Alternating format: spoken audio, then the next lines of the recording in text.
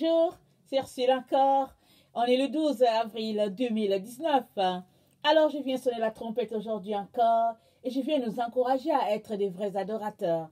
Parce que la Bible dit que le temps où nous sommes, c'est le temps où Dieu recherche les vrais adorateurs. Ceux-là qui l'adorent en esprit et en vérité. Parce que souvent, on peut se mettre à adorer Dieu alors que notre cœur n'est pas avec lui. Ou bien, on peut, au fait, ne pas du tout adorer Dieu. Parce que bon, peut-être on se dit que bon, c'est compliqué, on n'a pas une bonne voix et le cœur est avec Dieu.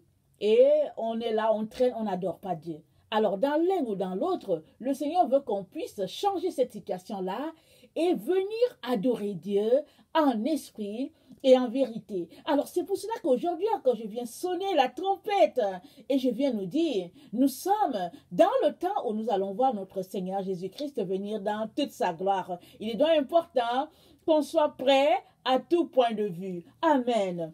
Donc voilà, aujourd'hui, je viens apporter une vidéo sur les esprits des démons pour rassembler les ennemis de Dieu. Alors, cette vidéo-là, elle fait suite à la vidéo qui dit Dieu parle, le diable aussi, Dieu prophétise, le diable aussi. Alors, dans cette vidéo-là, je l'ai terminée en citant le dernier verset que j'avais cité. Ça se trouvait dans Apocalypse 16, le verset, je pense, 12 et 13. J'avais lu ce passage-là, ça disait... Le sixième versa sa coupe, c'est-à-dire le sixième ange, versa sa coupe sur le grand fleuve l'Euphrate, et son eau tarit, afin que le chemin des rois venant de l'Orient fût préparé. Et je vis sortir de la bouche du dragon, et de la bouche de la bête, et de la bouche du faux prophète, 3 esprits impurs, semblables à des grenouilles. Donc, c'est comme ça que j'avais fini cette vidéo-là en citant ce passage-là. Et pendant que j'étais en train de méditer sur ce passage-là, le Seigneur m'a dit de continuer la suite de la vidéo. Et c'est celle-là que j'apporte aujourd'hui. Et ça repose sur Apocalypse 16, le verset 14. Ça dit, « Car ce sont les esprits de démons qui font des prodiges et qui vont vers les rois de toute la terre, afin de les rassembler pour le combat du grand jour du Dieu Tout-Puissant. » Alors, c'est quoi le combat du grand jour du Dieu Tout-Puissant? C'est ce jour-là où toutes les nations de la terre se tourneront vers Israël pour combattre Israël. Alors, ce sera un combat vraiment extraordinaire pour notre Dieu, parce qu'il les attend. Alors, il les attend. Et ce jour-là, ils vont savoir qui est l'Éternel des armées célestes. Amen. Parce que qui peut combattre contre notre Dieu? Parce qu'il n'y a que des humains remplis d'orgueil, d'illusions, qui pensent qu'ils peuvent combattre contre Dieu. Mais Dieu, il est toujours vainqueur dans tous ses combats. Alléluia. Alors si tu as un problème, laisse le problème entre les mains de Dieu. Il va combattre pour toi et la victoire est assurée. Amen. Alors, dans ce texte-là, comme nous venons de le lire, ce texte-là nous parle des esprits des démons qui, au fait, se rassemblent. Ils vont vers les rois et ils rassemblent les rois pour le combat du grand jour. Et puis les rois sur la terre, ils sont combien? Donc, ça veut dire que s'ils rassemblent les rois, c'est pour que les rois puissent aussi rassembler leur peuple, n'est-ce pas? Et ici, on parle des rois, mais les présidents sont aussi synonymes des rois, c'est-à-dire ils sont en train de rassembler les chefs d'État, les différents gouverneurs, les différents premiers ministres sur la terre, les différentes principautés, les royautés. Alors, ces démons-là sont en train de les rassembler pour le grand jour, le grand combat. Alors, moi, je viens t'annoncer que ce rassemblement-là a déjà commencé. Parce que ce n'est pas le jour du combat, ou bien ce n'est pas le temps où l'Antéchrist sera sur le trône, où les gens seront rassemblés. L'ennemi est déjà en train de les rassembler maintenant. Parce que si toi, tu es un enfant de Dieu et que tu ne marches pas sur le chemin étroit, sache que tu te retrouves automatiquement sur la route spacieuse. Et sur la route spacieuse, c'est Satan lui-même qui est ton leader. Ce n'est pas Jésus-Christ, c'est Satan lui-même. Et c'est maintenant que l'ennemi est en train de rassembler les différentes personnes pour que ces personnes-là puissent confronter l'Éternel des armées célestes. Vraiment, quand on s'arrête et qu'on pense à ça, on se dit quel manque de sagesse. Parce que Dieu parle et personne n'écoute.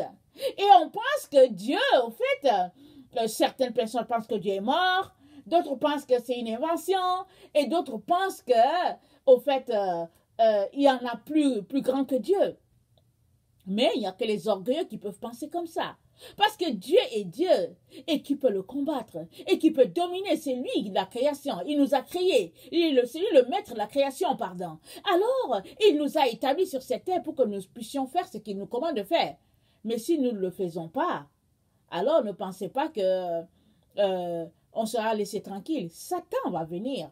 Satan vient, si tu te retrouves à ne pas faire ce que Dieu te demande, si tu te retrouves à ne pas avoir pour Dieu l'Éternel des armées célestes, alors Satan sera ton Dieu. Alors, Dieu donc permet cela pour que, au fait, chacun puisse décider de quel côté il est. Rappelons-nous, Jésus-Christ a passé 40 jours de jeûne. Et après 40 jours, la Bible nous dit que Jésus-Christ a eu faim. Ça, c'est dans Luc 4. Et quand il a eu faim, la Bible dit que Satan est allé vers Jésus pour le tenter. Et Satan allait. Pourquoi? Parce que Satan voulait le faire chuter comme il fait toujours. Ève est venue dans le jardin d'Éden, avec son mari Adam. Elle avait une mission à accomplir. Dieu leur a dit, peuplez la terre, multipliez, assujettissez. Dieu leur a donné tous les conseils. Dès que Satan a entendu ce que Dieu leur a dit, il est venu les tenter. Pareil pour Jésus. Parce que pendant 40 jours de jeûne, je peux vous dire que Jésus-Christ a reçu tout ce que Dieu voulait qu'il reçoive pour commencer son ministère. Parce que la Bible dit quoi? Jésus-Christ allait se faire baptiser. Et quand il est sorti de l'eau, le Saint-Esprit est venu sur lui. Il a dit, celui-ci est mon fils bien-aimé, en qui j'ai mis toute mon affection. Et je pense que quand il a dit ça, Jean a vu effectivement que voici l'agneau de Dieu, parce qu'il a dit aux disciples, voici l'agneau de Dieu qui ôte les péchés. Et tout de suite après, la Bible nous dit que le Saint-Esprit conduisait Jésus dans le désert. Dans le désert, c'est là que se retrouvent tous les enfants de Dieu, tous ceux-là qui cherchent Dieu, Dieu les conduit dans le désert. Pourquoi? Parce qu'il veut enlever tout ce qui est cher de toi. Parce que dans le désert, c'est là que tu apprends vraiment à te soumettre à la volonté du Père. C'est là que tu apprends à t'appuyer sur Dieu et sur Dieu seul. C'est là que tu apprends, au fait, les tactiques vraiment de combat contre l'ennemi. C'est là que Dieu t'enseigne. C'est là que tu t'assois à ses pieds et que tu te revêts de sa puissance. C'est là que tu apprends à discerner ce qui est de Dieu, ce qui est de Satan. C'est là que tu baignes dans la lumière de Dieu, mais c'est dans le désert. Ce n'est pas dans l'opulence. Ce n'est pas au moment où tu baignes dans l'argent, dans l'or et tout. Dans ces moments-là, quand tu es dans l'argent, dans l'or, tu ne peux pas entendre Dieu. Parce que les deux choses ne vont pas ensemble. L'endroit où tu peux entendre Dieu, c'est là où tu es dans le désert, dans la situation difficile, dans des questionnements, dans des pleurs, dans des souffrances. Souvent, c'est Dieu lui-même qui te plonge dans cette souffrance-là. Parce que souvent, l'âme de l'être humain est telle que c'est quand l'âme est dans la souffrance que l'âme vient auprès de Dieu pour dire, papa, aide-moi, papa, j'ai tel problème, papa, je t'aime, papa, je ne peux pas vivre sans toi, papa. Et pendant que l'âme est là, à genoux en train de dire, papa, c'est là que Dieu donne ses révélations. Et donc, le Saint-Esprit a conduit Jésus-Christ dans le désert. Et pendant que Jésus-Christ était dans le désert, qu'il a reçu vraiment ce que Dieu voulait qu'il fasse, qu'il s'est rapproché de Dieu, qu'il a compris sa mission, tout de suite après, Satan vient. Il veut le tenter. Et il a dit, si tu es fils de Dieu, ordonne que ces pierres deviennent du pain. Jésus a dit, il est écrit, l'homme ne vivra pas de pain seulement, mais de toute parole qui sortira de la bouche de Dieu. Amen. Et il a donné une autre parole, il a donné une troisième parole. Jésus a confronté Satan par les Écritures. C'est que par les Écritures que tu vas renvoyer Satan à ses démons. C'est pour cela que c'est maintenant que tu dois te préparer. Si tu ne connais pas ta Bible, si tu ne connais pas les Écritures, comment vas-tu faire quand Satan va venir vers toi avec toutes sortes de tentations? Parce que Satan, c'est son travail, tenter les enfants de Dieu. Satan ne tente pas tellement ceux qui sont dans le monde, ils sont déjà avec lui. On ne parle pas de tentation pour ceux qui n'ont pas Satan. Mais la tentation, c'est pour les enfants de Dieu. Parce que les enfants de Dieu ne veulent pas toucher aux choses de Satan. Alors, quand l'enfant de Dieu est là, en train de se sanctifier, en train de se purifier, en train de dire Jésus, je t'aime, je t'aime, je t'aime, Satan dit bon, voilà la bonne cible. Allons-y vers cette personne-là. Alors Satan a trouvé que Jésus était la bonne cible pour être tenté. Et il est venu vers Jésus. C'est pareil pour toi et moi à tous les jours. Si tu es quelqu'un qui veut plus de proximité avec Jésus, si tu es quelqu'un qui le cherche, qui l'aime, qui est à ses pieds, c'est toi que Satan va poursuivre. Parce qu'il veut que tu tombes. Parce qu'il veut te souiller par son esprit. Alors, Satan donc corrompt toute la terre par des esprits de démons. Il travaille déjà. Et la Bible nous donne l'information que au verset 14 de l'Apocalypse 16, ce sont des esprits de démons qui font des prodiges. Satan fait-il des miracles? Oui. On a écouté une vidéo où c'était Dieu parle, Satan aussi, Dieu prophétise, Satan aussi. Mais la partie que je n'ai pas ajoutée, c'est Dieu fait des miracles, Satan aussi. Il n'y avait pas de place. Mais c'est évident qu'aujourd'hui, quand on regarde sur Internet, il y a tellement des soi-disant pasteurs ou bien évangélistes ou bien les serviteurs de Dieu soi-disant qui passent leur temps à faire des miracles. Ils font des prodiges, mais ils le font sous la puissance de Satan. Ils vont lire dans les boules, ils vont sous la mer, chercher des pouvoirs chez la sirène des eaux, ils viennent et puis ils font semblant que bon, ils sont avec Dieu et puis ils remplissent les enfants de Dieu de démons. Les enfants de Dieu sont là, assis, se disant qu'ils sont devant quelqu'un qui fait des miracles alors que c'est un agent de Satan. Quand on s'arrête, on se dit, mais comment une telle situation peut-elle arriver à un enfant de Dieu? Mais c'est tout simplement parce que ton cœur, au lieu de chercher Jésus, ton cœur cherche les miracles.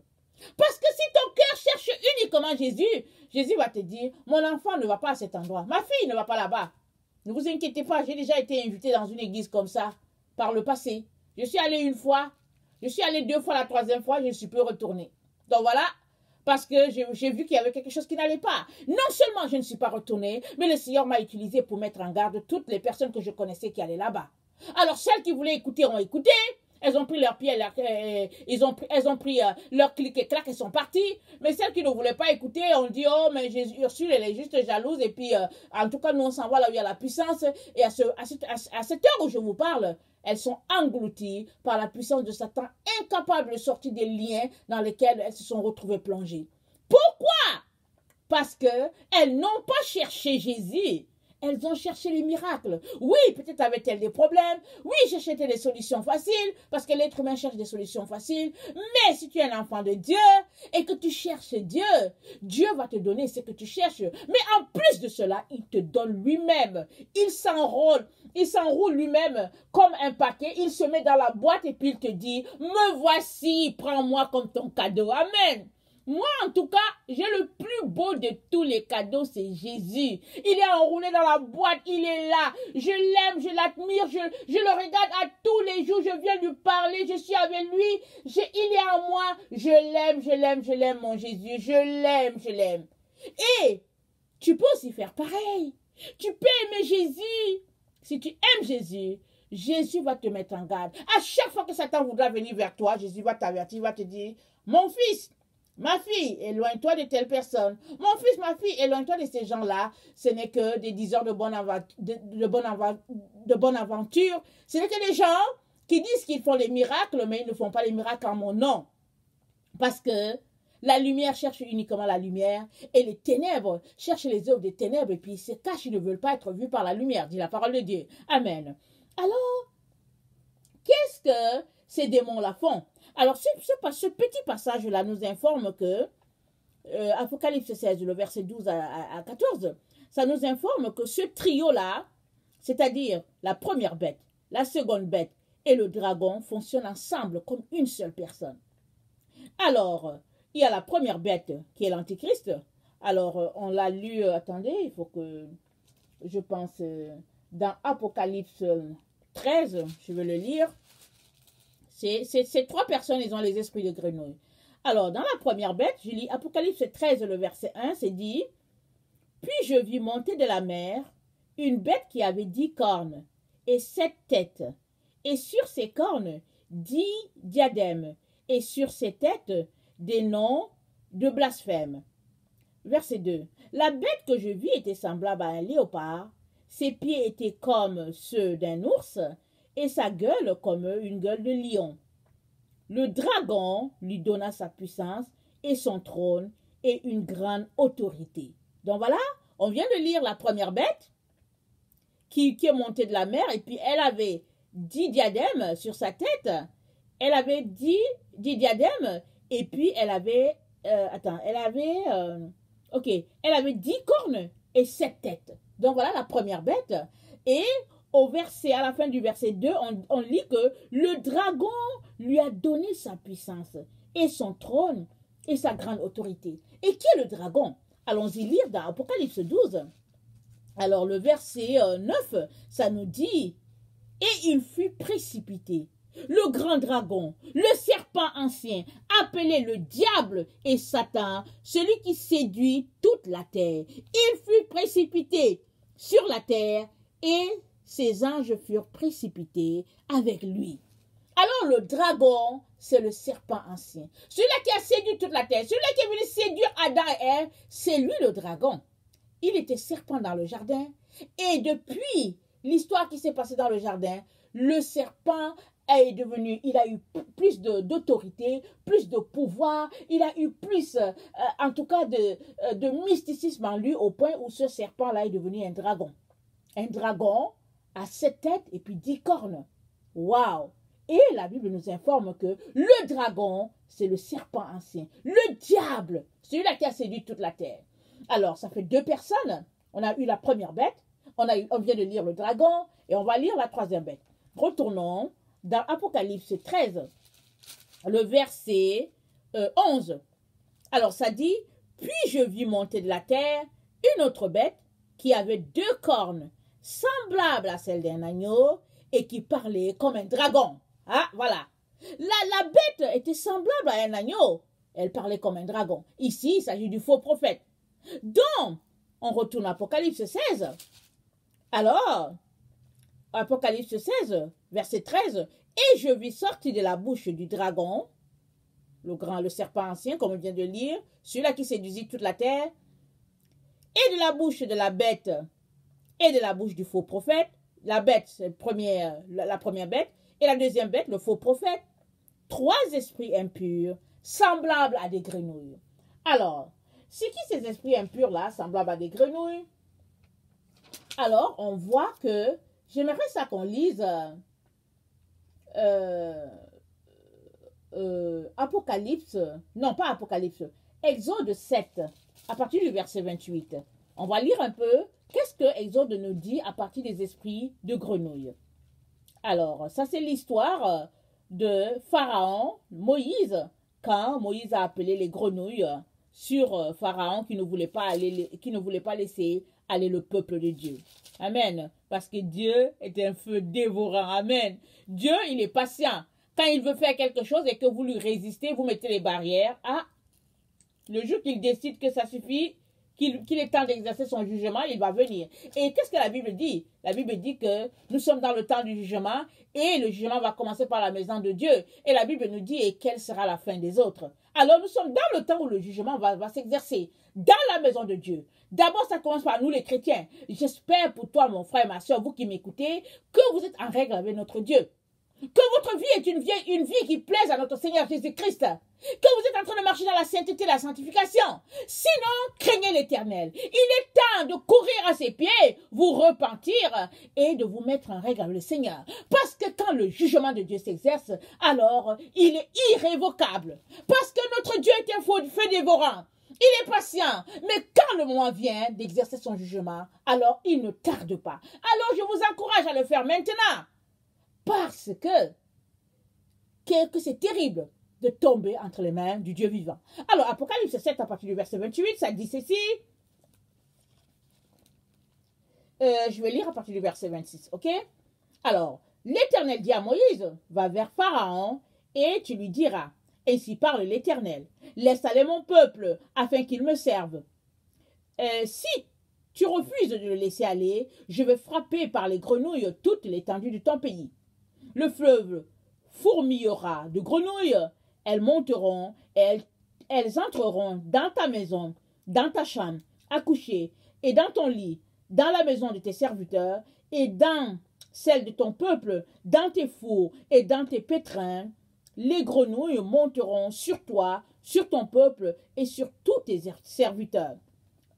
Exode 8. L'Éternel dit à Moïse, dis à Aaron, étends ta main avec ta verge sur les rivières, sur les ruisseaux et sur les étangs, et fais monter les grenouilles sur le pays d'Égypte. Aaron étendit sa main sur les eaux de l'Égypte, et les grenouilles montèrent et couvrirent le pays d'Égypte. Mais les magiciens en firent autant par des enchantements. Ils firent monter les grenouilles que sur le pays d'Égypte.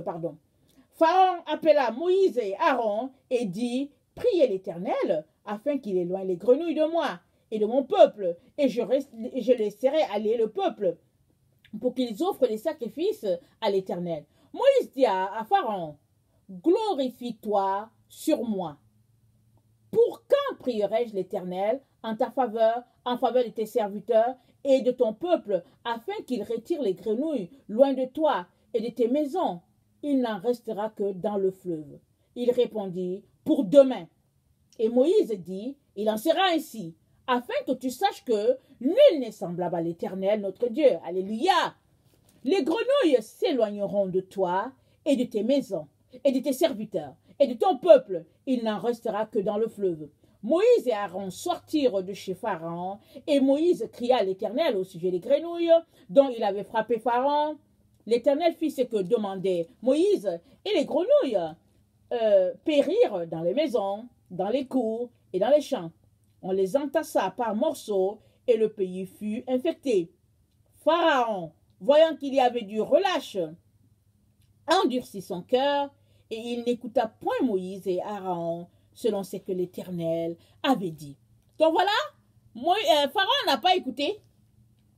Et Aaron a étendu sa main, les grenouilles étaient partout, même sur les lits de Pharaon, partout. Pharaon a crié, Moïse est venu, Moïse a prié, les grenouilles sont parties, c'est juste ceux qui sont dans les étangs. Mais Pharaon n'a pas laissé aller Israël. Il s'est endurci. Et ce texte-là nous donne l'information que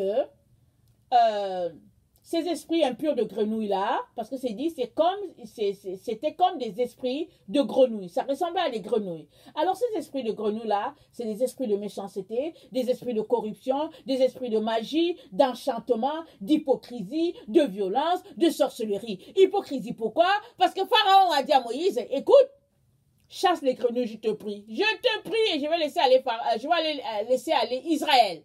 Moïse a prié, les grenouilles sont parties, ils ont séché, on les a entassés, on les a ramassés. Pharaon n'a pas laissé partir Israël. C'était que de l'hypocrisie.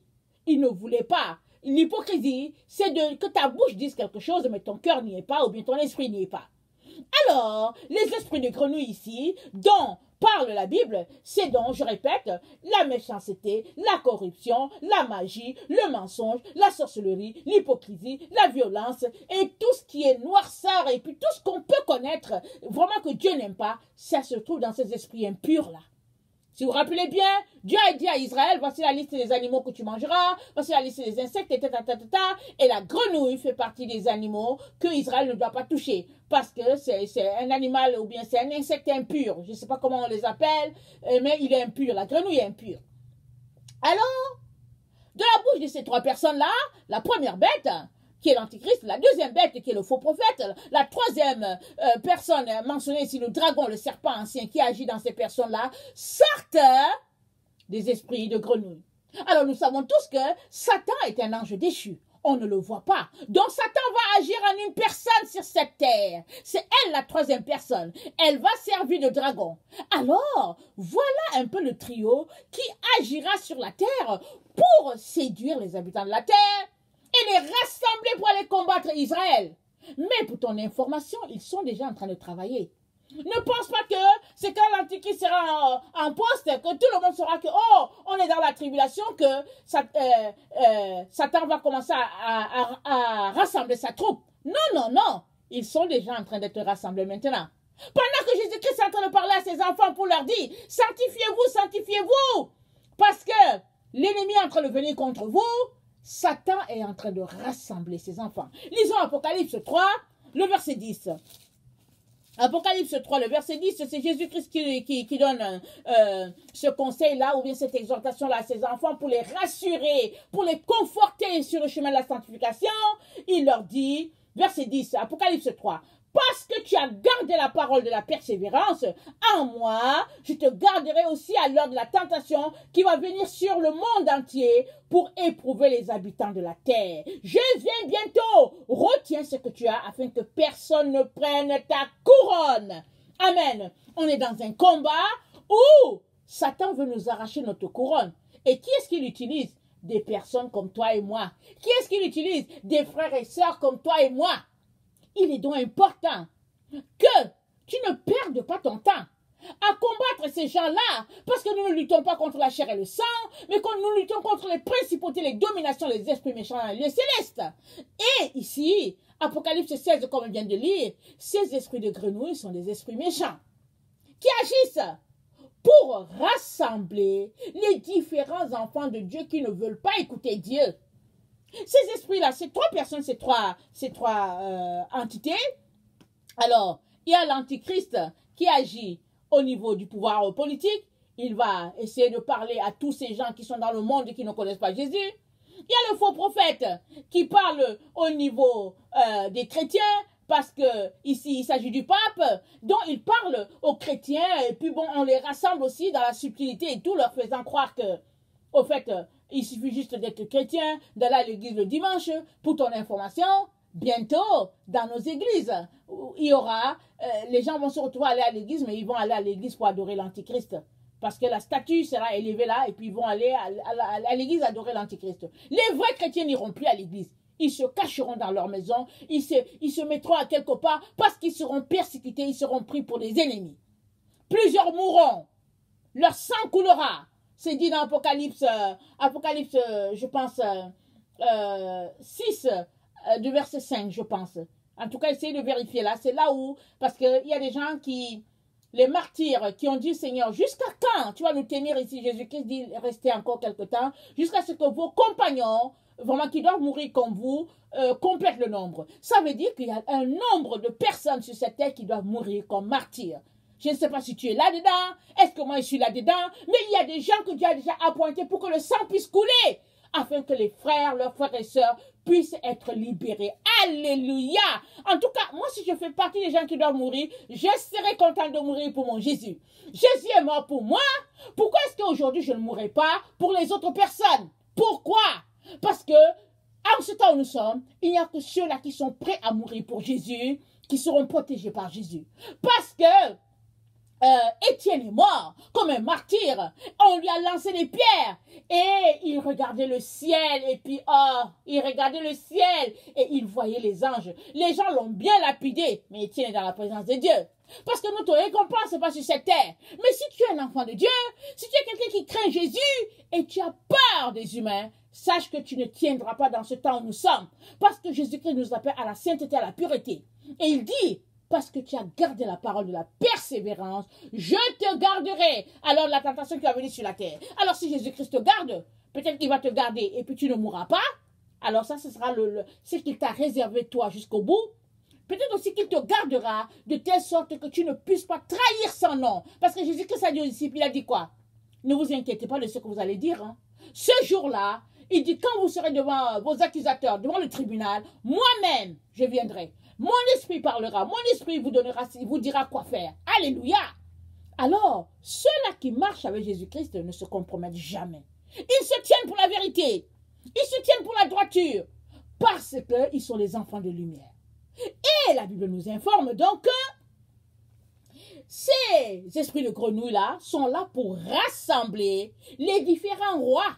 Et comme je l'ai dit au début de la vidéo, ces rois-là, ils ne sont pas si nombreux pour combattre contre Israël. Alors, ce sont les rois et puis leurs habitants. Si ton pays est un pays de 20 millions et que ton président est pour l'antichrist, alors il y aura 20 millions, peut-être pas 20 millions parce qu'on va laisser les femmes et les enfants à la maison, mais il y aura un bon groupe que les gens vont envoyer au combat dans le compte de l'Antichrist. Ça sera exactement comme lors de la Deuxième Guerre mondiale, comme lors de la Première Guerre mondiale. Et ici, ça nous annonce qu'on dirait qu'on est ici en face de la Troisième Guerre mondiale qui va se passer là. Mais en tout cas, j'espère que nous les chrétiens, on ne sera pas là. Et je crois aussi qu'on ne sera pas là. Le Seigneur nous enlèvera et puis on ne sera pas là. Toutefois, je n'ai pas encore étudié bien cette partie-là, mais je crois qu'on ne sera pas là. Ok? Revenons à notre texte, s'il vous plaît. Alors, donc, ces esprits méchants-là, ils vont juste contacter ou bien loger dans les personnes qui veulent. Moi, je ne veux pas d'eux. Ils ne viendront pas en moi. Amen. Jésus ne voulait pas d'eux. Quand Satan est venu le tromper, Jésus a dit, non, non, non, il est aussi écrit, l'homme ne vivra pas de pain seulement, mais de toute parole qui sort de la bouche de Dieu. Satan a dit encore, oh, si tu es fils de Dieu, jette-toi là. Oh, si tu es fils de Dieu. Quand Jésus a répondu 3 fois, Satan est parti. Il l'a laissé tranquille. Mais si toi, tu es quelqu'un qui ne reprimande pas Satan, avec tous les esprits qu'il utilise par-ci et là pour nous détourner de la vérité, tu succomberas. Parce que comment est-ce que ces esprits-là contaminent les autres? C'est juste par tes pensées. Ok? Suppose que quelqu'un qui a un esprit qui est déjà contaminé à la cause de l'Antichrist vient te parler. Et si tu l'admires, c'est fini. Dans ton cœur, tu as logé quelque chose pour l'Antichrist. Alors, il est donc important que tu saches qui sont tes frères et sœurs. Parce que tu es souvent avec des gens. Tu marches avec des gens, on est un groupe. On est des enfants de Dieu, on va à l'église. Mais dans l'église, là, il y en a qui marchent sur le chemin étroit. On peut les compter sur le bout des doigts. Mais les autres, ils sont sur la route spacieuse. Et tous ceux-là qui sont sur le chemin spacieux, ils ne sont pas là pour Jésus. Hein. Ils vont se retrouver avec Satan. C'est dit. Jésus l'a dit. Il dit, spacieuse est le chemin qui mène à la perdition. Mais resserré est le chemin qui mène au Père. Il nous encourage à prendre le chemin qui est étroit et resserré. Mais est-ce que toi, tu es sur ce chemin étroit et resserré là? Ou bien tu crois que tu es sur le chemin étroit? Il y a beaucoup d'enfants de Dieu qui croient qu'ils sont sur le chemin étroit. Ils se leurrent, ils sont remplis d'illusions. Et puis quand ils entendent la vérité, ils disent « Oh, légalisme ». Et puis ils sont remplis d'orgueil, ils sont pédants. Et vraiment, ils ont perdu carrément la direction. Et ils sont là. Le cantique sous une aisselle, la Bible sous l'autre aisselle, ils sont là, ils chantent, ils sautillent, ils font tout alors qu'ils sont destinés pour la perdition. C'est triste, hein? Mais seul l'enfant de Dieu qui s'arrête, qui dit, mais est-ce que je suis dans la vérité? Seul celui-là, le Seigneur va lui parler. Si tu ne t'arrêtes pas pour te questionner sur l'état de ton âme, effectivement, la mêlée t'entraînera et tu te retrouveras séparé de Dieu à tout jamais. Et si quand l'Antichrist prendra le contrôle, si tu es encore en vie, tu vas juste te retrouver là parce que tu n'auras pas la force de combattre l'Antichrist. Les gens n'ont aucune idée. C'est pourquoi le Seigneur dit réveillez-vous. Le Seigneur vous met plusieurs personnes sur votre chemin pour vous réveiller. Vous avez la Bible. Vous avez des gens qui crient. Si ce n'est pas moi, c'est quelqu'un d'autre. Mais réveillez-vous donc. Arrêtez-vous et considérez l'appel du Seigneur à ses enfants. Qu'est-ce que Dieu dit? Mes brebis entendent ma voix. Apocalypse 10, Jean 10, pardon. Ils ne suivent pas un étranger. Mes brebis entendent ma voix. Ils ne suivent pas un étranger. Si tu es une brebis du Seigneur, tu entendras sa voix. Parmi les 1000 voix de notre monde, tu entendras la voix de Jésus. Tu diras, ah, on dirait que mon Seigneur est en train de me parler. Tu auras cette flamme-là en toi qui brûle pour aller connecter à ton Seigneur. Tu entendras sa voix. C'est ça la preuve que tu es son enfant. Mais si tu n'entends pas la voix de Jésus, c'est parce que tu n'es pas son enfant. Maintenant, si tu es quelqu'un qui entend la voix de Jésus parce que c'est un homme qui a parlé, et que ce n'est pas une femme, et que ce n'est pas un enfant, et que ce n'est pas un handicapé, et puis bon, ben, c'est que tu es carrément dans l'illusion. Tu es perdu. Parce que tu te leurres. Dieu utilise qui il veut, comme il veut, et quand il veut. Il a dit quoi? Jésus a dit aux pharisiens quoi? Il a dit, de ces pierres, je peux susciter, Dieu peut susciter les enfants d'Abraham. Donc Dieu utilise qui il veut. Et Dieu est tellement amour et bonté qu'il va utiliser la personne qui n'a aucune valeur. De telle sorte que quand tu entendras sa voix par cette personne-là, c'est parce que vraiment tu le cherchais. C'est au fait ça. Il y a un pasteur qui disait que il aimait tellement le Seigneur Jésus, il passait des temps merveilleux avec le Seigneur, et puis il a eu envie d'aller à un centre commercial. Il est parti pour faire son épicerie. Dès qu'il est sorti de l'épicerie, oh, il a vu une personne hideuse qui était là. Il dit, je ne pouvais pas regarder la personne, tellement la personne était hideuse. Il est parti vers sa voiture. Mais il dit, il ne pouvait pas, parce que la personne demandait de l'aumône. Il est retourné dans l'épicerie, il a acheté quelque chose vraiment de consistant, il est venu donner à la personne. Et il est retourné dans sa voiture. Il dit, quand il a donné à la personne, Jésus-Christ lui a dit dans la voiture, maintenant je sais que tu m'aimes. Jésus-Christ lui a dit, c'était moi. Il dit, Seigneur, c'est pas toi, c'est pas vrai. Jésus dit, c'est moi, retourne. Il est retourné. Il dit, ça ne faisait même pas 2 ou 3 minutes. Il dit, il est retourné, il n'y avait trace de cette personne nulle part. Jésus-Christ dit, c'était moi en personne. Je me suis transformée, je me suis mise là pour ça, je me suis mis là pour savoir si tu m'aimes ou pas. Alors le Seigneur, il sait comment amener ses vrais enfants, non seulement à la vie de repentance, mais à réaliser que nous sommes dans des moments très très difficiles, des moments où Jésus est en train de rassembler ses enfants, mais Satan aussi est en train de rassembler les siens. Alors moi, je viens t'encourager à être réveillé, à te réveiller. Je te secours pour te dire, réveille-toi pour ne pas être pris dans le piège de Satan, le piège de l'ennemi. Parce qu'il y a 3 esprits de grenouille qui agissent déjà sur la terre. Dans la première bête, l'antichrist, dans la seconde, le faux prophète, et puis dans le dragon lui-même qui est le serpent ancien, il va agir en une personne. Et les 3 vont se tenir pour massacrer les enfants de Dieu. Dieu ne veut pas que tu meurs. Il ne veut pas que tu périsses, que ton âme périsse en enfer. Quand bien même tu mourras comme un martyr, le Seigneur ne veut pas que tu meurs vraiment séparé de lui. C'est pourquoi il t'avertit. Alors ressaisis-toi, viens à lui, repens-toi et reprends le chemin avec la croix de Jésus-Christ cette fois-ci. Non le chemin de la facilité, mais le chemin de l'épreuve, parce que c'est là que se trouve ton Rédempteur. Amen. Alors, que le Seigneur vraiment te donne vraiment de pouvoir digérer tout cela et de voir à quel endroit tu te trouves. Je prie que le Seigneur te donne de prendre la bonne décision. Amen. Alors, si toi tu es quelqu'un qui ne connaît pas le Seigneur, je viens t'encourager vraiment à chercher ton Dieu et à inviter Jésus dans ta vie parce que c'est lui le chemin, c'est lui la vérité et c'est lui la vie. Alors, quand tu commences à prier Dieu pour chercher le chemin, Jésus-Christ viendra à toi. Si tu pries Dieu d'un cœur sincère et que tu dis tu veux la vérité, Jésus va venir. Il va venir se révéler à toi et tu seras l'homme le plus heureux. Je t'encourage. Et avant de finir, j'aimerais terminer par Apocalypse 16. J'aimerais lire le verset 15. Jésus dit, voici, je viens comme un voleur.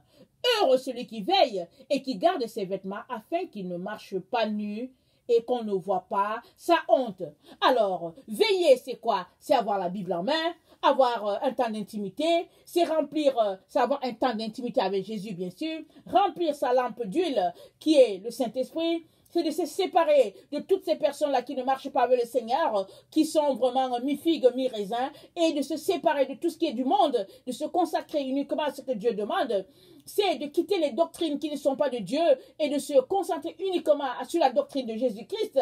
C'est vraiment d'être un vrai adorateur, adorant Dieu en esprit et en vérité. C'est de quitter toutes les zones d'ombre et de se tenir uniquement dans la lumière de Jésus. Amen. Que le Seigneur vous bénisse, qu'il vous donne de pouvoir vraiment le rencontrer et de connecter à la vérité. Je vous aime beaucoup et Dieu davantage. Soyez bénis.